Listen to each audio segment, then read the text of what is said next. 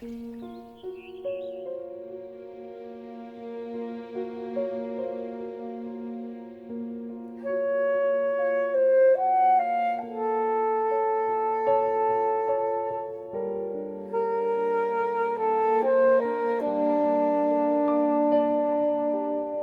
29th, 1944. Today, my hope of becoming a true lady visitor, of actually doing some good in this God-forsaken world, has been destroyed. All because Father forbade it. A prison is no place for a lady, he said. Instead, he arranged with an old university friend of his for me to visit patients in a mental asylum. How this is any different to a prison is entirely beyond me. So, this morning, I made my first visit to Coney Hill Mental Asylum.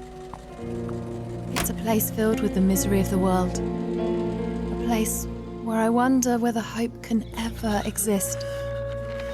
The doctor in charge, Dr. Carter, asked if I should return to make further visits.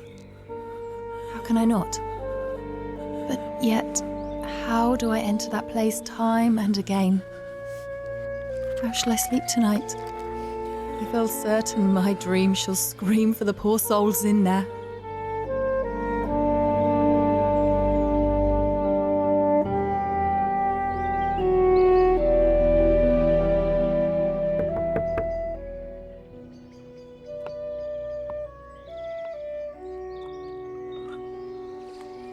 Hello, Rose. It's really lovely to see you. You too, Nurse Brown. Beatrice, please. Just not in front of the matron or the doctors. Come in.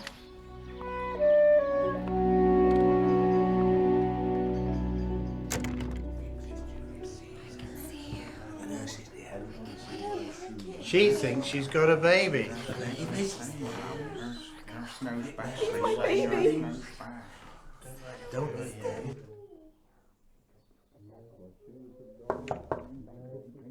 Come in. Miss Berkeley to see you, Dr. Carter. Oh, thank you, nurse. Send her in, please, would you? Good morning, Rose. Miss Berkeley. Rose, please, Dr. Carter. Rose. I understand your father would like you to spend some time with the patients here. I fear some of our patients' stories are not suitable for your ears, but he assures me you are made of sterner stuff than most of your kind. Perhaps we could start by looking at some of the case notes here. This is Constance Stanley. She was born in Small Street in Bristol in 1928. She was admitted for her growing paranoia and violent acts that included breaking a window of the Assize Courts Hotel and cutting a passerby on or about the arms. Hey, what are you doing? Look what you've done. Are you crazy? She remains very troublesome at times, and she's therefore highly medicated for the most part of the week. Being so young, her father has paid the occasional visit, but it would seem her family has distanced themselves somewhat from her well-being and welfare. Connie, Constance, I just want to talk to you. Mr. Stanley? Yes, miss. She's been doing well.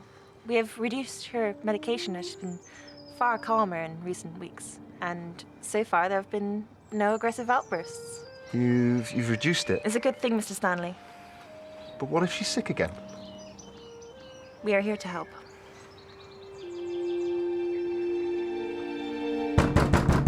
Constance! Unlock the door this minute, young lady! Constance, this is your final warning!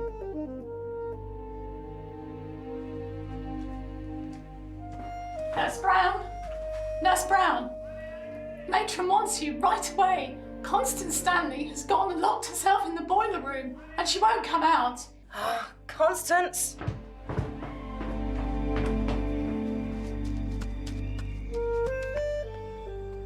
It's no good, Nurse Brown. You're going to have to go through the tunnels and enter the boiler room from the back. But, Matron, I don't understand why it has to be me. The tunnels are so small. She trusts you, Nurse Brown. You're the only one who can do this. You're the only one who can get Constance out safely.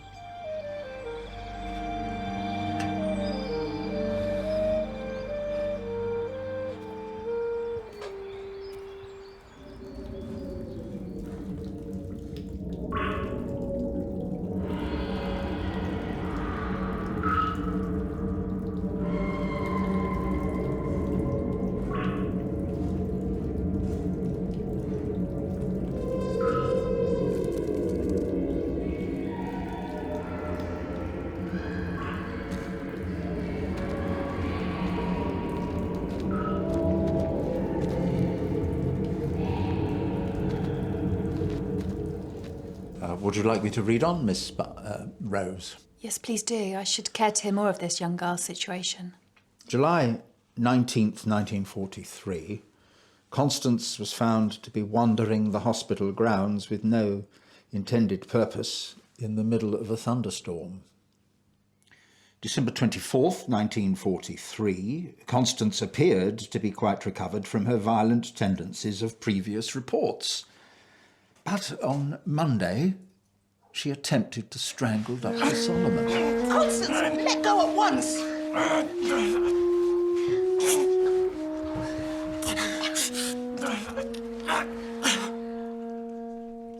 Miss Rose, I think that will be enough for today. Matron, could you please see Miss Berkeley out? She's had quite the afternoon.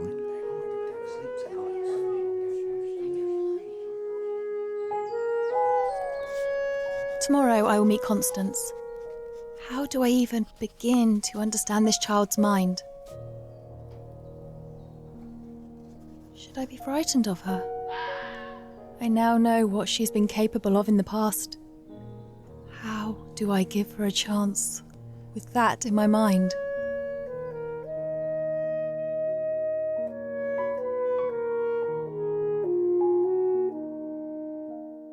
Thank you for calling in. I do hope you and your family are all well. Yes, thank you, sir. Good. I'm afraid we've had to make a small adjustment to your visits today, Rose. Constance has not been at all well. Oh, I do hope she's all right. Well, let me read you some of her recent notes. She's taken to becoming a mute of late. That was March the 7th. This seems to have had a calming effect on her behaviour. March 9th, no good news to report. An air raid. Constance, nothing bad is going to happen. Constance, please put down the chair! March 10th, Constance has not spoken since attacking Matron, has been highly medicated, which in turn has given the patient a lot of hallucinations. Get away from me! Get away from me! I know what you are! Leave me alone! Leave me alone, please! Get away from me! Constance, you must calm yourself. Get away from me! It's all right. Get away from me, Miss please! Brown. You're safe! You're safe! It's Simmonds! Get away from me! Constance, you must calm down. You think you're unwell, but I can see you! It's Simmonds! You're safe here! Is that right, Constance? You're all right.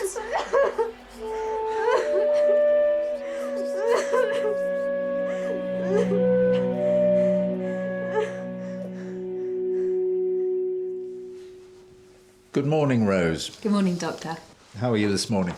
I'm well, thank you, sir. And are you ready for a new case? Good. Let's see what we have.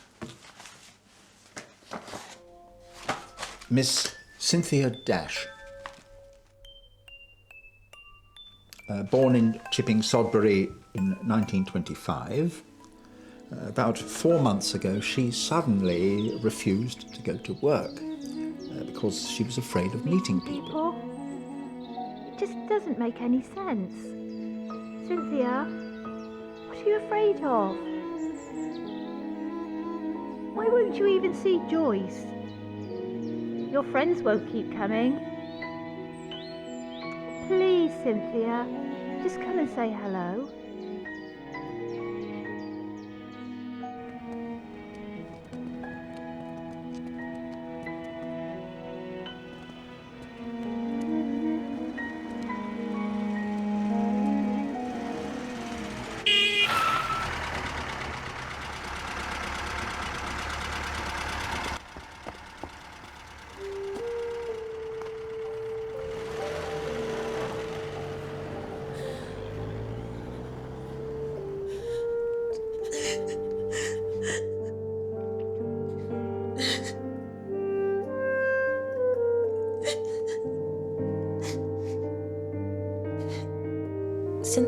appeared quite normal for her first few months of incarceration. But she grew homesick, and that caused a great deal of distress.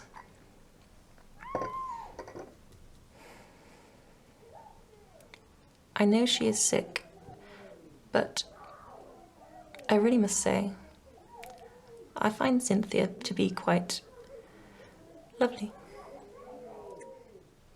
I really don't understand why she's here at all. Surely she'd be better off at home, with her family around her. Would you like to go and see her? Yes, please. Hello, Cynthia. May I join you?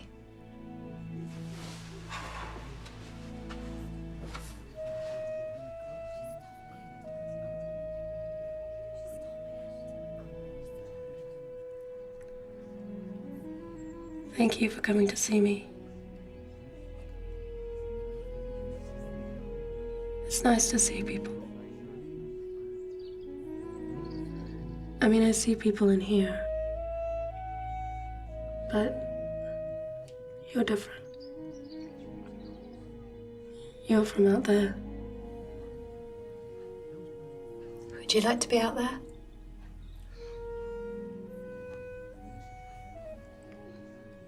I think I'm better here.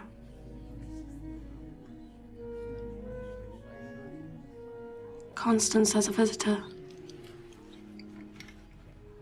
I think it's her father. I hope it's her father. I think it is her father. Connie, please, girl. Your mother can't bear to see you in here. We love you dearly. Perhaps when you're better, maybe your mother can come and visit you. Connie, Constance.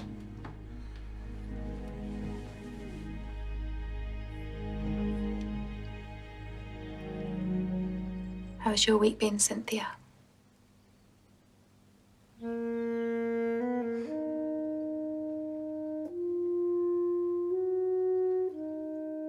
When I look into her eyes, I see myself looking back. She is so much like me. Just a young woman who's lost her way, lost hope. How can I ever help her to find her way back? Oh, Cynthia, I fear I will fail you.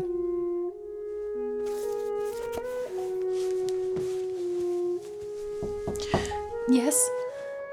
Rose, can I come in? Of course, Flo.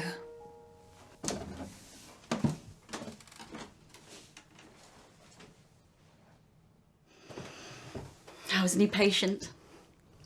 It was difficult. The young woman I met today was just so normal. It was hard to look at her without drawing comparisons to my own life. Oh, Rose, you do say the strangest things sometimes. She's sick. You're not. You just spend far too much time with your head in the clouds. Be careful. Much more time in dreamland and you'll wake up an old spinster. Well, I'll leave you to your beauty sleep before James wakes and misses me.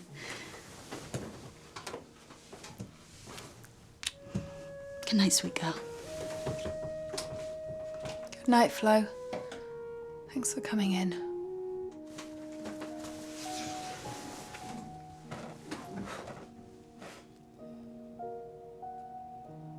Cynthia has been well conducted and normal as regards to conversation and behaviour since admission. She's not expressed delusions of suspicion. And this is exactly the reason I don't understand why she's still here. Miss Berkeley. Don't.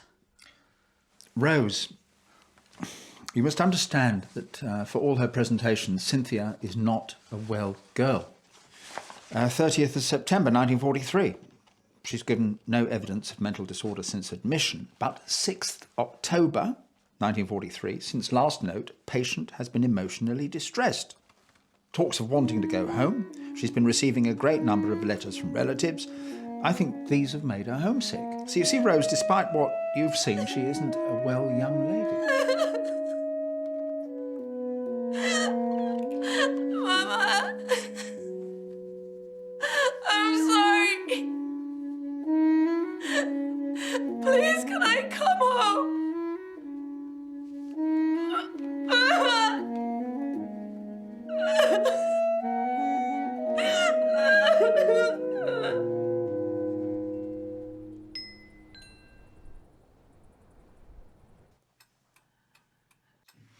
I can't see that these visits are a good idea. Oh, nonsense, Susan. It does her good to get out and appreciate that there are situations far worse than hers. I can think for myself.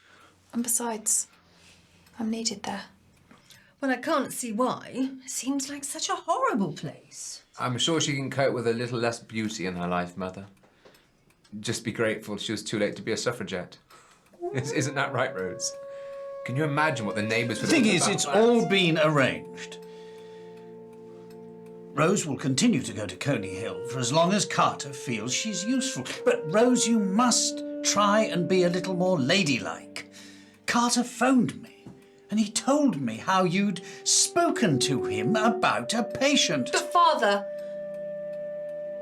you simply don't understand. You can't understand the mentally sick, Rose.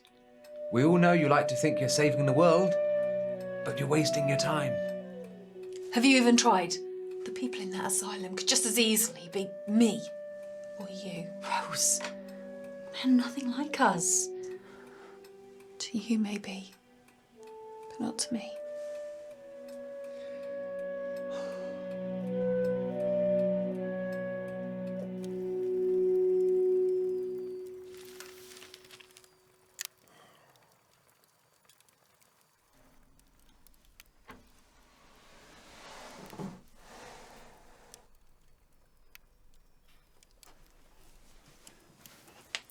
Are you coming up soon, darling?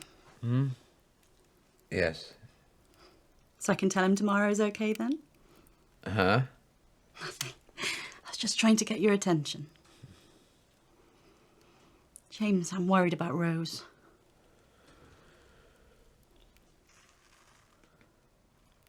She'll be fine. She's not some young little girl that needs looking after. And she's stronger than you think. You heard what your father says. The way she spoke to that doctor. It's entirely unbecoming. I don't think Rose is too much concerned about what is becoming. And besides, John Carter has seen worse in that place. He can handle her. Well, if you're certain. She'll be fine. Why don't you go on up to bed? I'm sure your pretty little face needs its beauty sleep. Yes. Yes. Oh, now don't pout. You know I'm only having fun with you. You need to stop all of this worrying about Rose.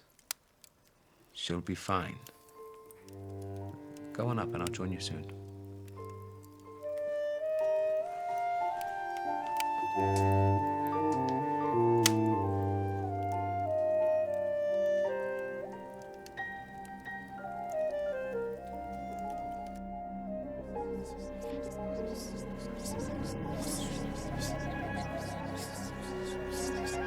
You're here forever.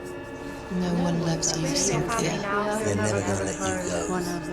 Ward 72. For good. No! Get away! Get away! No! I worry for you, Rose. You're too vulnerable to be here. This place could drive you insane. You need to keep a strong head to work here. I don't think we can do much for these patients. I don't think there will ever be a cure for disease of the mind. Perhaps we're looking in the wrong place. Come in. Sorry to interrupt, Matron, but there's someone in the admissions block who needs to see you. I have to get back to my duties. But Rose, just take care. If you should be willing to visit another patient, I believe I have a suitable one in mind. A man, I would like to say, perhaps not as hopeless as the others. Do go on, sir. Albert Park, born in Wickwar, Gloucestershire in 1905. He was with a regiment fighting on the front at Dunkirk. but was the only survivor in his group and seems to have suffered from shell shock. He was therefore discharged after that incident. The patient has seen the horrors of war that seem to have deeply troubled him. But December the 12th, 1943, Albert has taken to reading and sitting in the gardens, and he seems quite recovered mentally of late. So, why is he still here?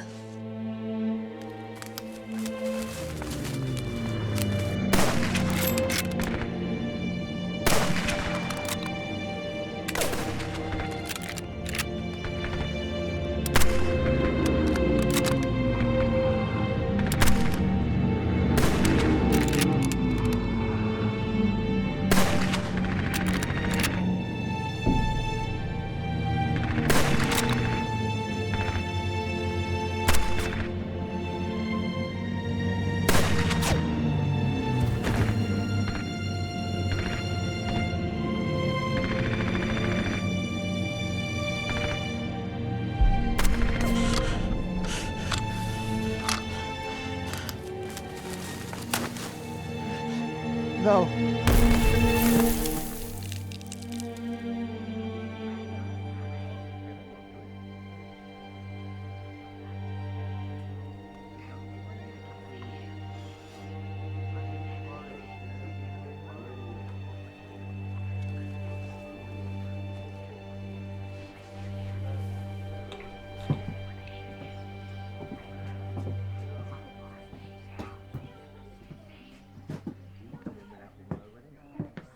Cynthia? They told me your name was Cynthia.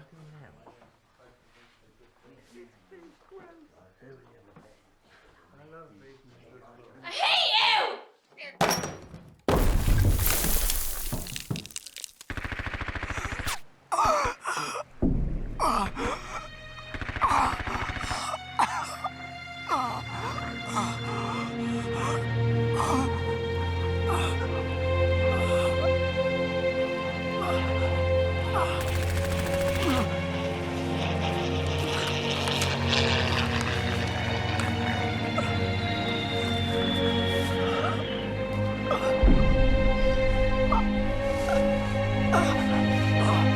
Albert, can you move?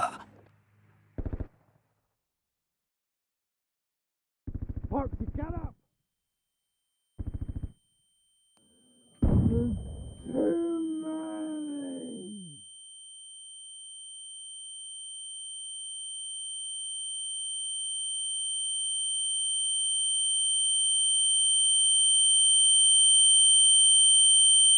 Foxy, get up!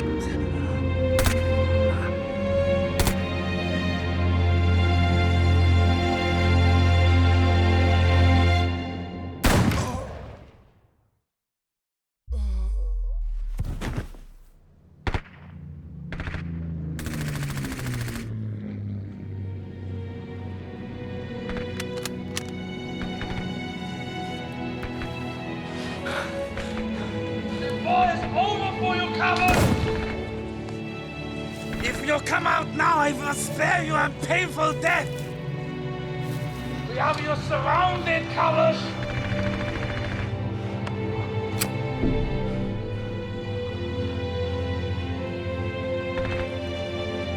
The country belongs to us now. England next.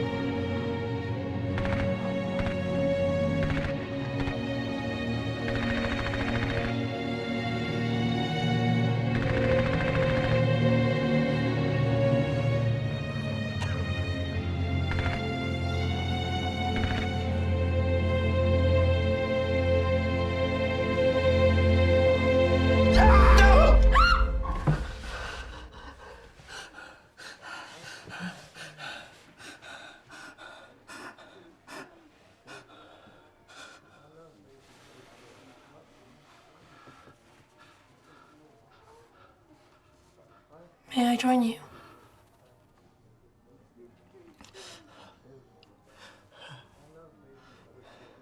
Do you know what a coward is?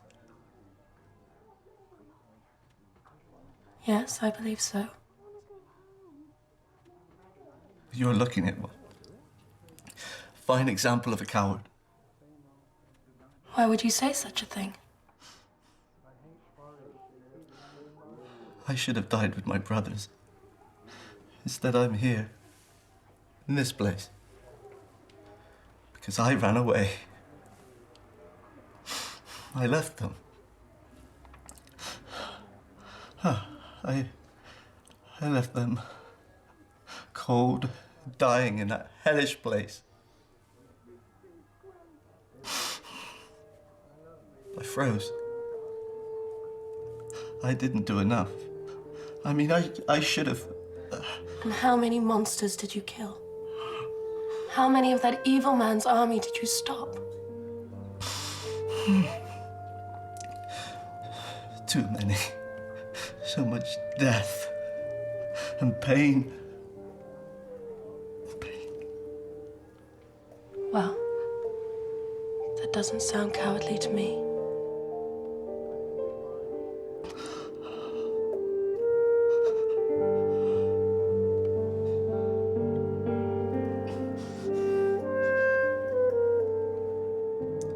You made it out of there. You are alive. So live.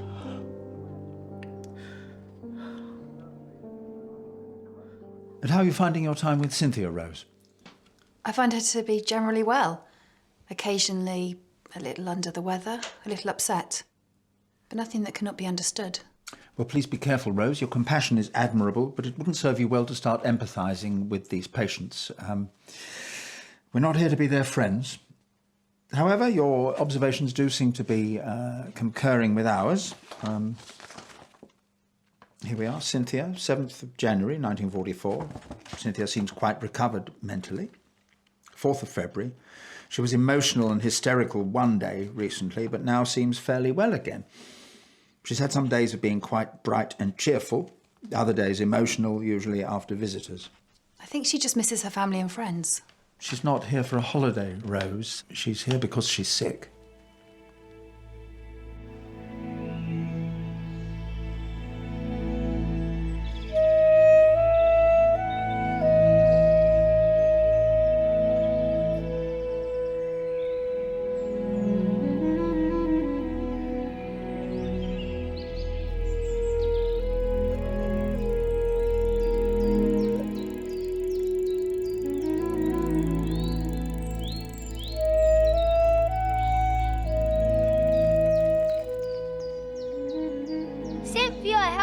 We're stuck up here. You do know how to get yourselves into some trouble, don't you? It was a big gust of wind that brought us up here. Wasn't it, Brian? Yes, it was scary. You're not telling me tall tales now, are you? Not tall stories. It was the most terrible experience of my life. Oh, it was?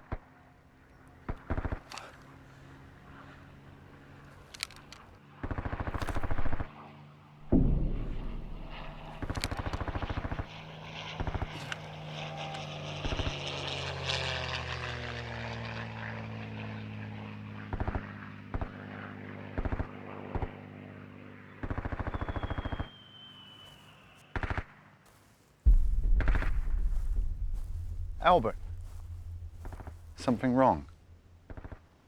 No. No, nothing's wrong, Howard. I'm just catching my breath. You know, we're 4 miles between us and the beaches of Dunkirk. I wouldn't be in the habit of catching one's breath too often.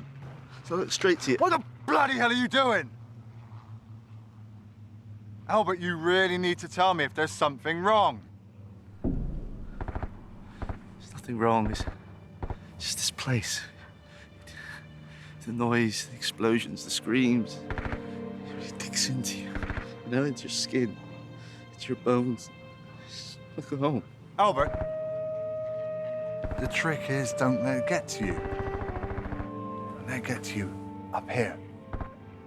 You know? Keep a clear head. Let's keep moving.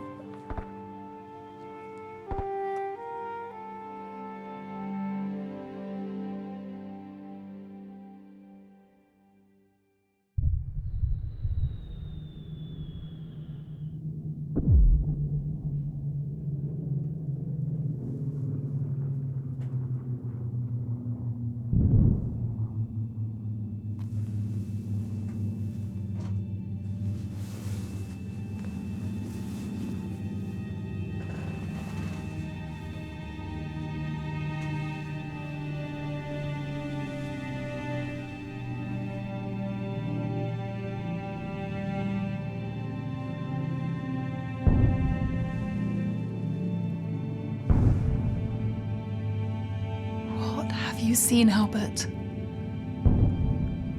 Mankind has so completely destroyed you. I pray you let mankind help you to heal.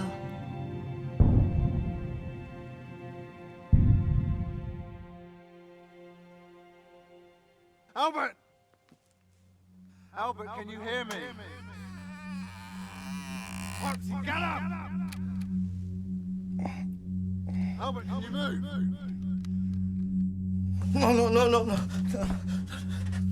No, you leave me alone. Stay away from me! Too many! We need to move back! It wasn't my fault. It wasn't my fault. I didn't abandon you. It was them. They killed you! They killed you. I'm sorry. I'm sorry. I'm sorry. I'm sorry.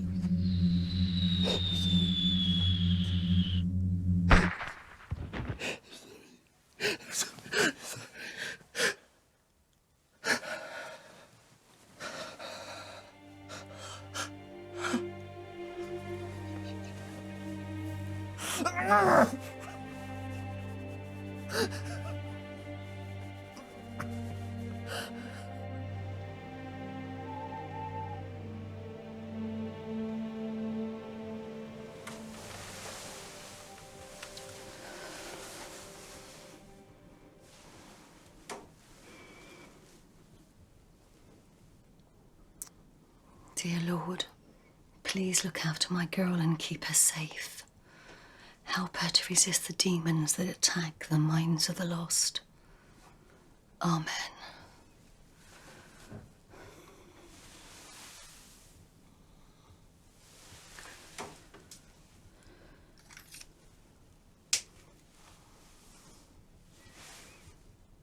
Rose, I hope you find your way in this world.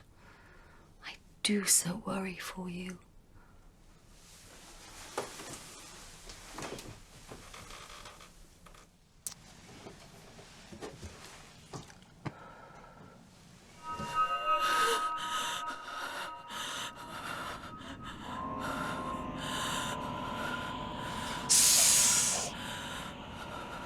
Have you read the good book? It's very good for your soul, you know. Run, Rose. You need to come with me. Rose? Rose, quick, Rose. Rose! I warned you, Rose. Now, Rose, keep safe. We need you. Rose! Rose!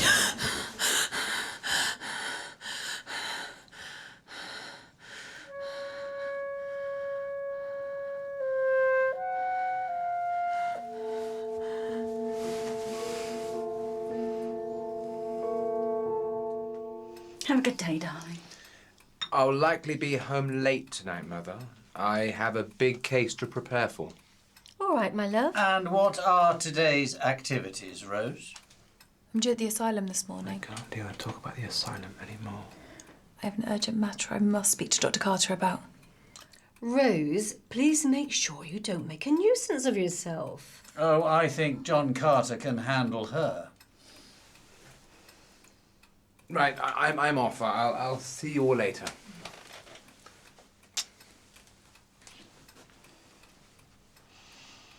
I do wish you'd let me come with you. I think your world's far too colourful for the asylum.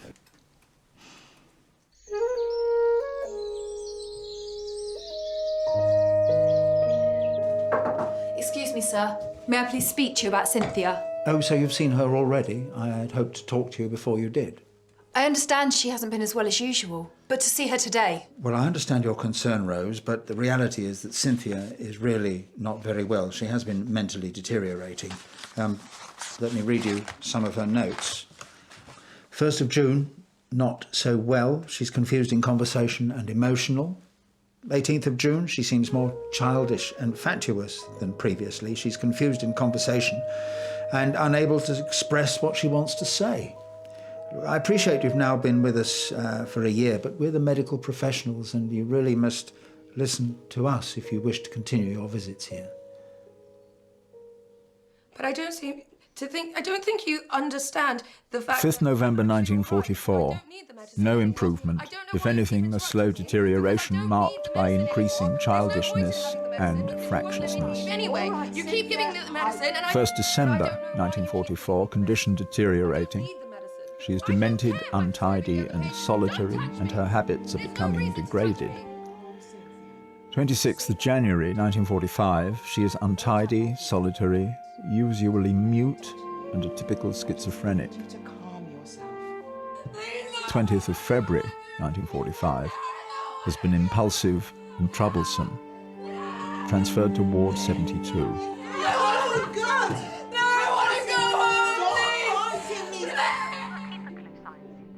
I'll telephone if there's any change. Goodbye.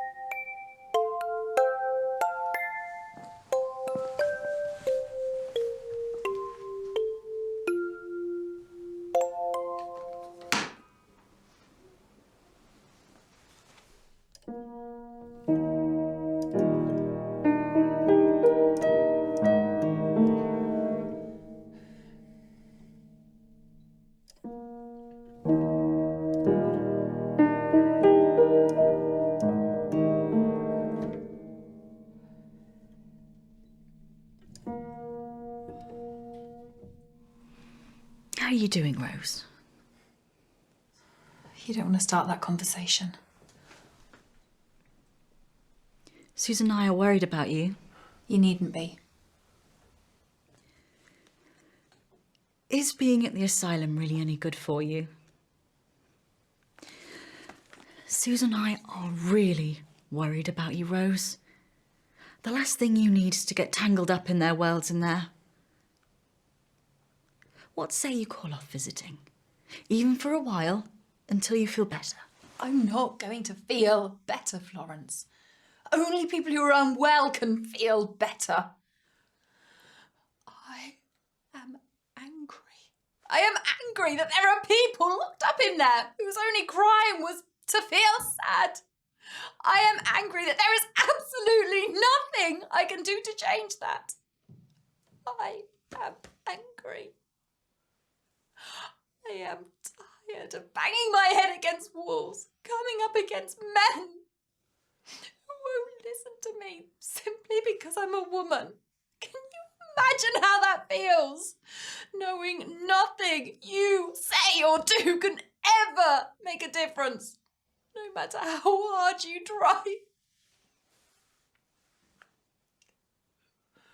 I just don't understand why you care about them so much. Once you've seen something so desperate and unfair, how can you fail to care? Thomas, this charade has got to come to an end. It's over a year now. There's nothing wrong with her. That can't be possible. There's something not right. Surely you can't have completed every assessment? I respect your opinion, Thomas, both as a fellow doctor and, of course, as her father. I've had to carry out a very subtle assessment process for Rose to remain unaware of the real purpose of her visits here. Well, then perhaps it's time she was made aware. Well, that would be a serious betrayal of her trust. Are you sure you want to do that? She doesn't engage with the world in the way that James does. There's got to be something wrong with her. She's a different person. I've carried out as many assessments as possible. She shows no signs of paranoia, hysteria, or excessive melancholia. John, I need your help. I need to know what is wrong with her. Perhaps she simply takes after you. She'd make a fine doctor. Oh, damn you, John Carter. There's nothing wrong with that. She's a strong woman.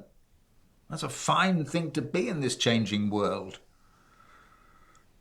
I think the time has come to end this experiment. I suppose so.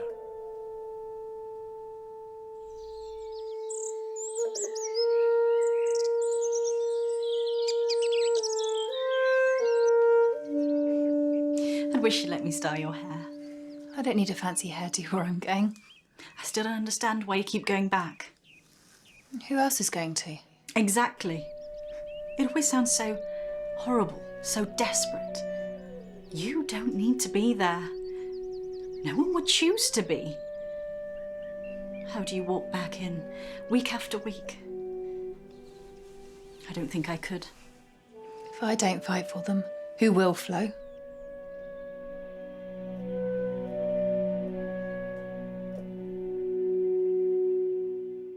And Constance, where's she in Ward 72? Rose, I don't have to justify the decisions of this establishment to you.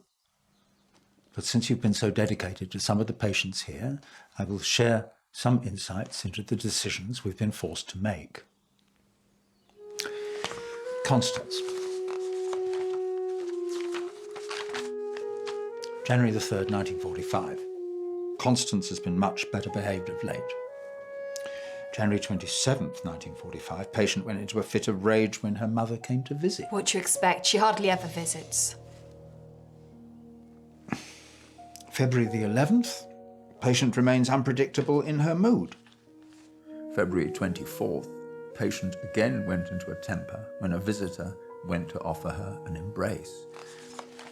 It would appear Constance has no understanding of emotions and does not deal well with love and comfort. Her mood seems so unpredictable. Take care, Constance. I will come and visit when I can, my love. Your mother misses you dearly. Get away from me, you idiot!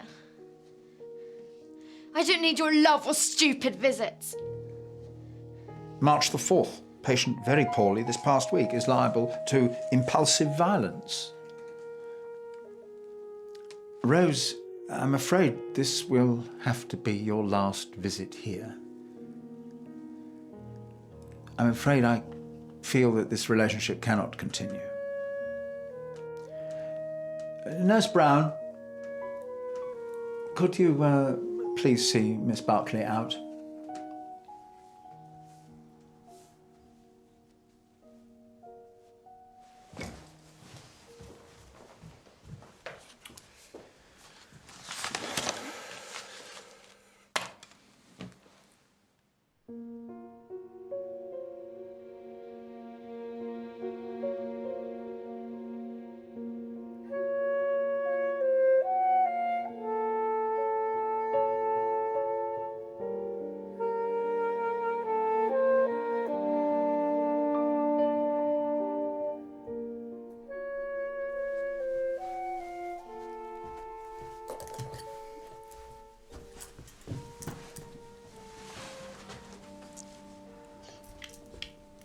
Cynthia, what became of you? I'm so sorry I let you down. But for a few differences, you and I, we were the same. It so easily could have been you sitting here. And me, lying in the ground. 15th January 1946. Cynthia has now developed pronounced auditory hallucinations, holds no conversations, and takes no interest in herself and surroundings. Heart and lungs normal, weight 8 stone and 1/2 pound. 20th of June 1948. She is a demented schizophrenic. Stands about with her head lowered on her chest, completely indifferent to her surroundings, and never speaks to other patients or staff. But she does converse a little with her mother. She has not been so impulsive as formerly. 16th of January 1949. Today, the test showed tubercle bacilli. 4th of April 1949. Cynthia remains very poorly. I would suspect she only has a week or so to live. Parents informed. Such a desperate place of suffering. Is there no hope for anyone?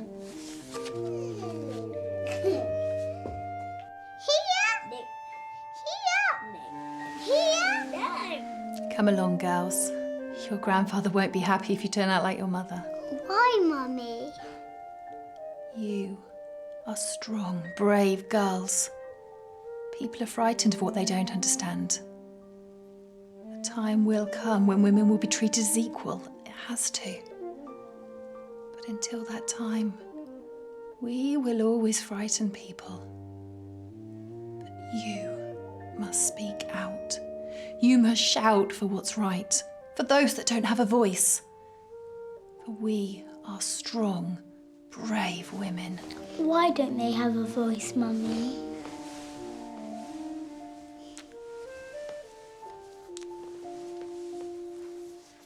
For the last time I said no. But I want it!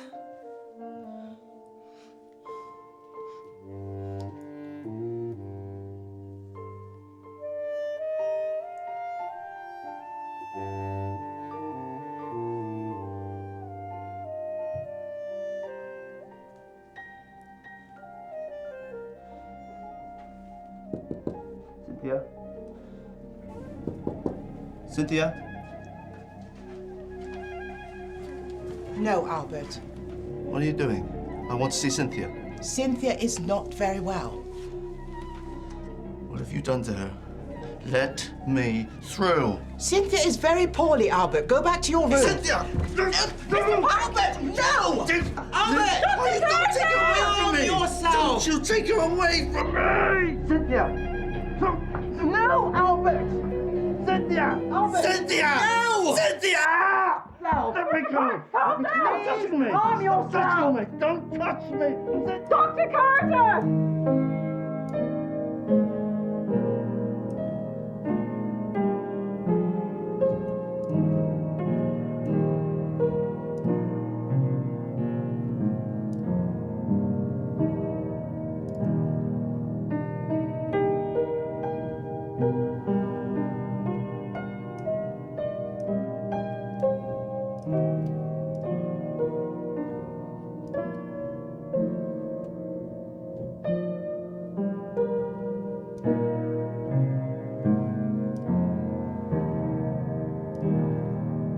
Albert Park was discharged from the hospital in 1950. He married and died in Bristol, England in 1982.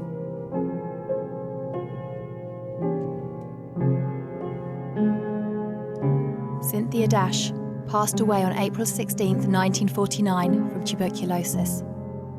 She was brought back to Old Sodbury to be buried. She was just 23 years old.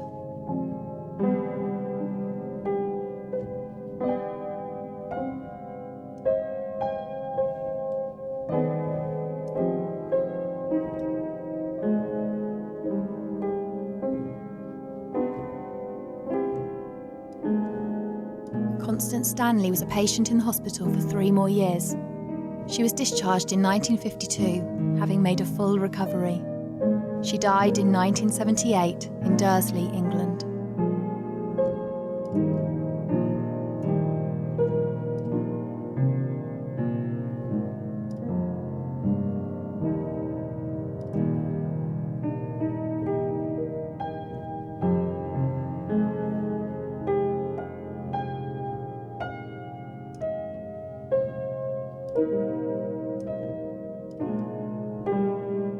In 1948, after the introduction of the NHS, Coney Hill Asylum became Coney Hill Hospital.